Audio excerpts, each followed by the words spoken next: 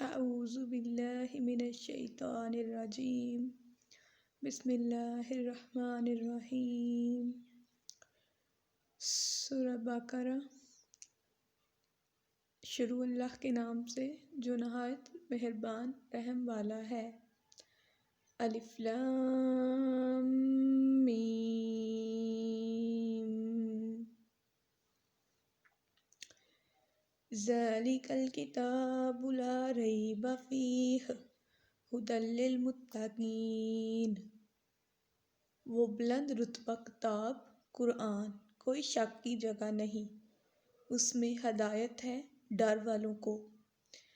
الذین یؤمنون بالغیب ویقیمون الصلاۃ ومما رزقناہم ینفقون۔ اور جو بے دیکھے ایمان لائیں اور نماز قائم رکھیں اور ہماری دی ہوئی روزی میں سے ہماری راہ میں اٹھائیں۔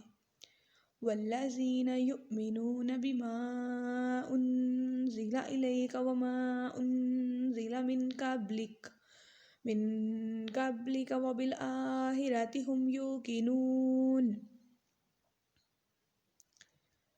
اور وہ کہ ایمان لائیں اس پر جو اے محبوب تمہاری طرف اترا اور جو تم سے پہلے اترا، اور آخرت پر یقین رکھیں۔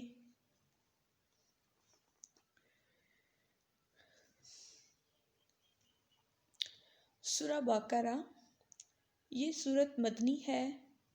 حضرت ابن عباس رضی اللہ تعالی عنہ نے فرمایا، مدینہ طیبہ میں سب سے پہلے یہی سورت نازل ہوئی، سوائے آیت واتقوا اللہ یوما، سوائے یہ آیت واتقوا یوما ترجعون کہ حج وداع میں بمقام مکہ مکرمہ نازل ہوئی۔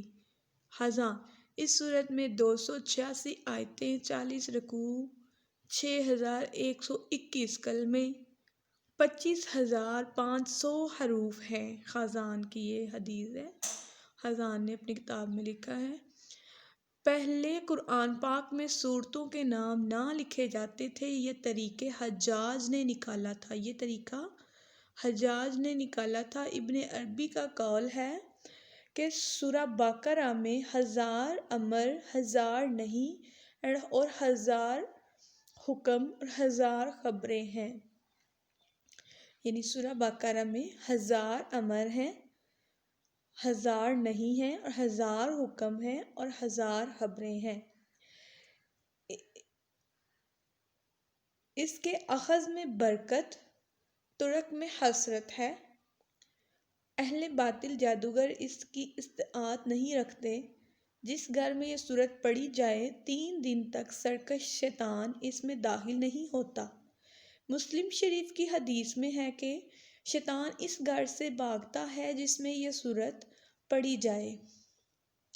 بہقی و سعید بن منصور نے حضرت مغیرہ سے روایت کی کہ جو شخص سوتے وقت سورہ بقرہ کی 10 آیتیں پڑھے گا، اللہ شریف کو نہ بھولے گا۔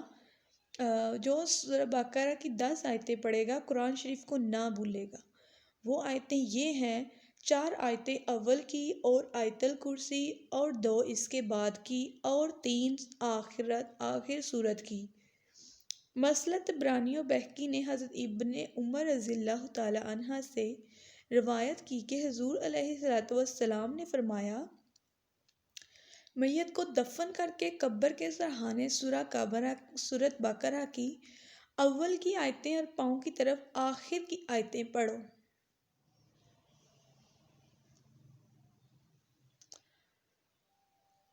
شان نزول، اللہ تعالیٰ نے اپنے حبیب صلی اللہ علیہ وآلہ وسلم سے ایک ایسی کتاب نازل فرمانے کا وعدہ فرمایا تھا جو نہ پانی سے دھو کر مٹائی جا سکے، نہ پرانی ہو۔ جب قرآن پاک نازل ہوا تو فرمایا ذالک الکتاب، کہ وہ کتاب موعود یہ ہے۔ ایک قول یہ ہے کہ اللہ تعالیٰ نے بنی اسرائیل سے ایک کتاب نازل فرمانے اور بنی اسماعیل میں سے ایک رسول بھیجنے کا وعدہ فرمایا تھا۔ جب حضور صلی اللہ علیہ وسلم نے مدینہ طیبہ کو ہجرت فرمائی، جہاں یہود بکثرت تھے، تو الف لام میم ذالک الکتاب نازل فرما کر اس وعدے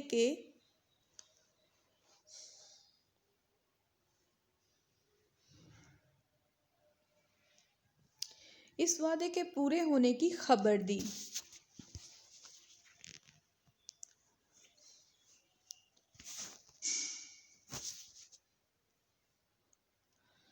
نمبر 2، الف لام میم۔ صورتوں کے اول پر جو حروف مقطع آتے ہیں ان کی نسبت قول راجح یہی ہے کہ وہ اسرار الہی اور متشابہات میں سے ہیں۔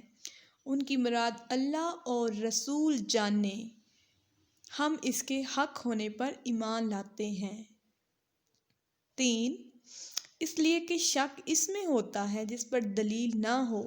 قرآن پاک ایسی واضح اور قوی دلیلیں رکھتا ہے جو عاقل منصف کو اس کی کتاب الہی اور حق ہونے کے یقین پر مجبور کرتی ہیں۔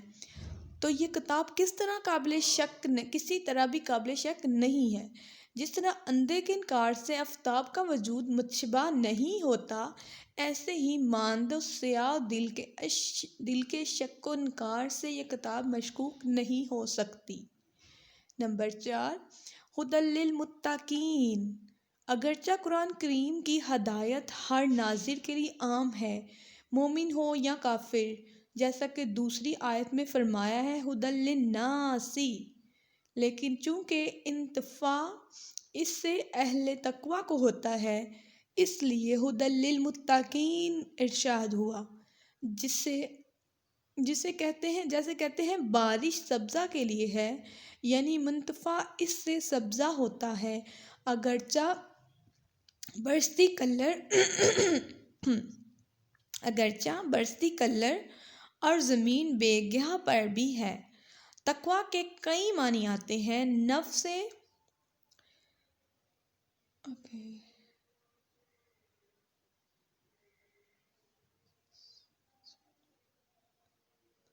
تقوی کے کئی معنی آتے ہیں کہ نفس کو عرف کی چیز سے بچانا اور عرف شرع میں ممنوعات چھوڑ کر نفس کو گناہ سے بچانا۔ حضرت ابن عباس رضی اللہ تعالی عنہ نے فرمایا، متقی وہ ہے جو شرک و کبائر و فواحش سے بچے۔ بعضوں نے کہا متقی وہ ہے جو اپنے آپ کو دوسروں سے بہتر نہ سمجھے۔ بعض کا قول ہے کہ تقوی حرام چیزوں کا ترک اور فرائض کو ادا کرنا ہے۔ بعض کے نزدیک معیشت پر اصرار اور طاعت پر غرور کا ترک تقوی ہے۔ بعض نے کہا کہ تقوی یہ ہے کہ تیرا مولا تجھے وہاں نہ پائے جہاں اس نے منع فرمایا ہے۔ ایک قول یہ ہے کہ تقوی حضور علیہ السلام اور صحابہ رضی اللہ تعالی عنہ کی پیروی کا نام ہے۔ یہ تمام معنی باہم مناسبت رکھتے ہیں اور مال کے اعتبار سے ان میں کچھ مخالفت نہیں۔ تقوی کے مراتب بہت سے ہیں۔ عوام کا تقوی ایمان لا کر کفر سے بچنا ہے، اور متوسطین کا تقوی اوامر و نواہی کی اطاعت کرنا ہے۔ حواس کا ہر ایسی چیز کو چھوڑنا جو اللہ تعالیٰ سے غافل کرے تقوی ہے۔ حضرت مترجم قدس سرہ رضی اللہ تعالیٰ نے فرمایا، تقوی 7 قسم کا ہے۔ 1، کفر سے بچنا، یہ بفضل تعالیٰ ہر مسلمان کو حاصل ہے۔ 2، بد مذہبی سے بچنا، یہ ہر سنی کو نصیب ہے۔ 3، ہر کبیرہ سے بچنا۔ 4، صغائر سے بھی بچنا۔ 5، شبہات سے احتراز۔ 6، شہوات سے بچنا۔ 7، غیر کی طرف التفات سے بچنا۔ یا احس الحواس کا منصب ہے، یہ احس الحواس کا منصب ہے، اور قرآن عظیم 7 مرتبوں کا ہادی ہے۔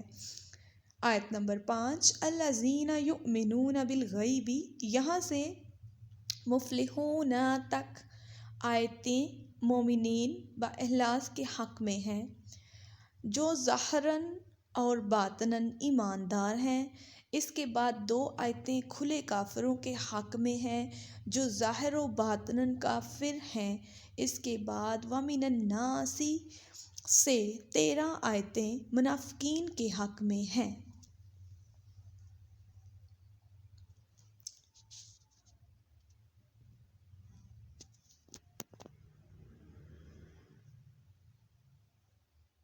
جو باطن میں کافر ہیں اور اپنے آپ کو مسلمان ظاہر کرتے ہیں، غیب مصدر یا اسم فاعل کے معنی میں ہے۔ اس تقدیر پر غیب ہے۔ غیب وہ ہے جو حواس و عقل سے یدیہی طور پر معلوم نہ ہو سکے۔ اس کی 2 قسمیں ہیں، ایک وہ جس پر کوئی دلیل نہ ہو، یہ علم غیب ذاتی ہے اور یہی مراد ہے آیا عندہ مفاتیح الغیب لا یعلمہا الا ہوا میں، اور اس آیت میں اور ان تمام آیات میں جن میں علم غیب کی غیر خدا سے نفی کی گئی ہے، اس قسم کا علم غیب یعنی کہ ذاتی جس پر کوئی دلیل نہ ہو، اللہ تعالیٰ کے ساتھ خاص ہے۔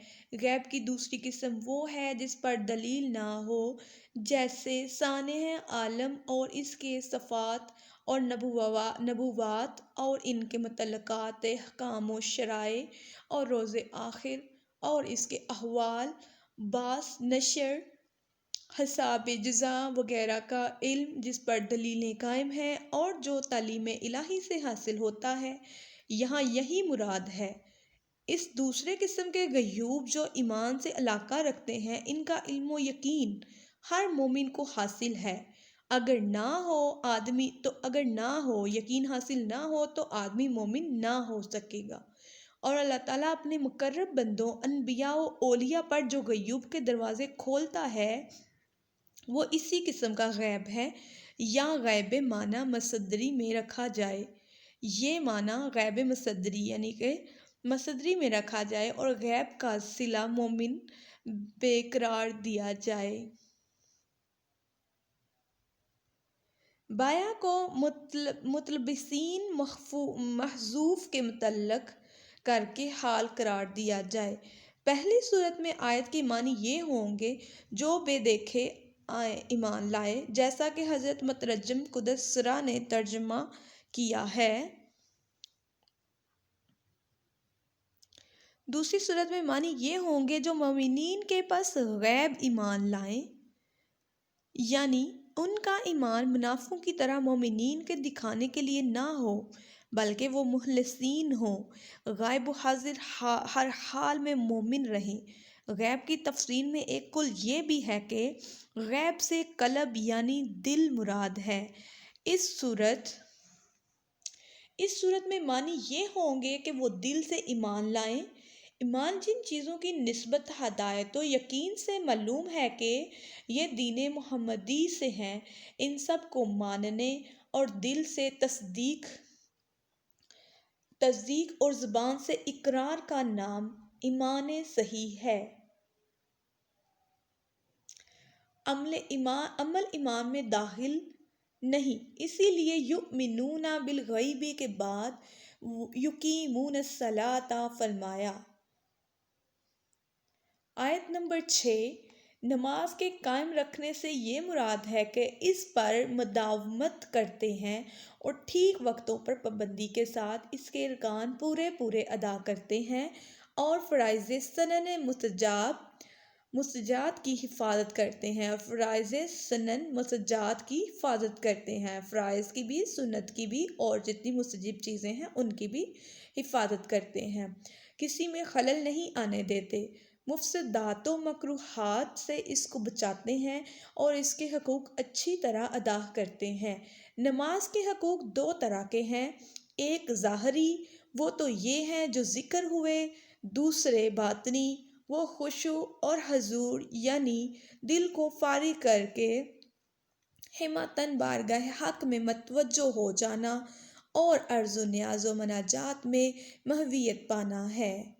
آیت نمبر 7، راہ خدا میں خرچ کرنے سے یا زکوٰۃ مراد ہے، جیسا کہ دوسری جگہ فرمایا یقیمون الصلاۃ و یؤتون الزکوٰۃ، یا مطلق و انفاق ہوا فرض و واجب ہو، جیسے زکوٰۃ نظر اپنا اور اپنے اہل کا نفقہ وغیرہ، ہوا مستجب جیسے صدقات نافلہ، اموات کا ایصال ثواب، مسئلہ 11ویں فاتحہ، تیجا، 40واں وغیرہ بھی اس میں داخل ہیں کہ وہ سب صدقات نافلہ ہیں، اور قرآن پاک کو کلمہ شریف کا پڑھنا نیکی کے ساتھ اور نیکی ملا کر اجر و ثواب بڑھاتا ہے۔ مسئلہ مما میں من تبعیضہ اس طرف اشارہ کرتا ہے کہ انفاق میں اسراف ممنوع ہے، یعنی انفاق ہوا نفس پر ہو یا اپنے اہل پر یا کسی اور پر اعتدال کے ساتھ ہو، اسراف نہ ہونے پائے۔ رزقناہم کی تقدیم اور رزق کو اپنی طرف نسبت فرما کر ظاہر فرمایا کہ مال تمہارا پیدا کیا ہوا نہیں ہے، ہمارا عطا فرمایا ہوا ہے۔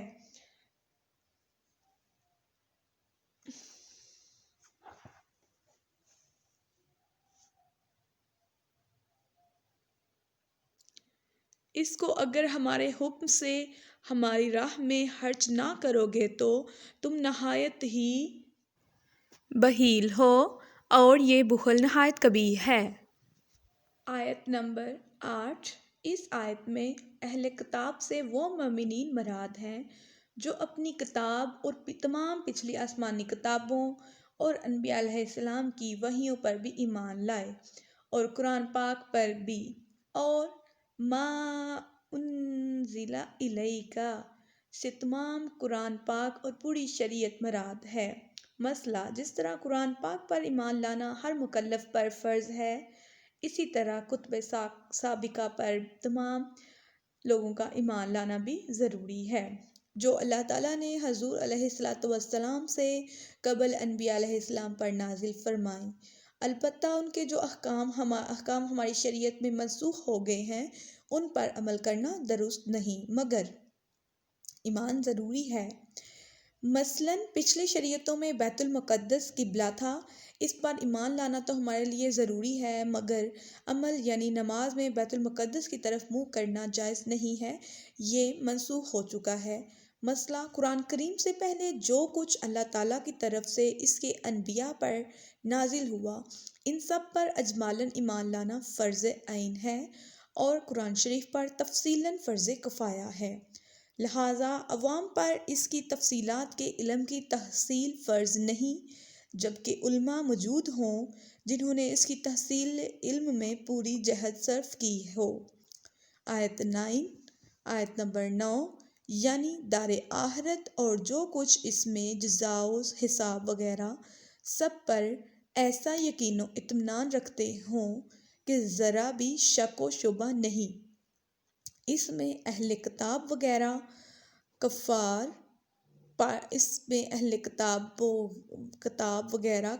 پر تردید ہیں، جن کے اعتقادات آخرت کے متعلق فاسد ہیں۔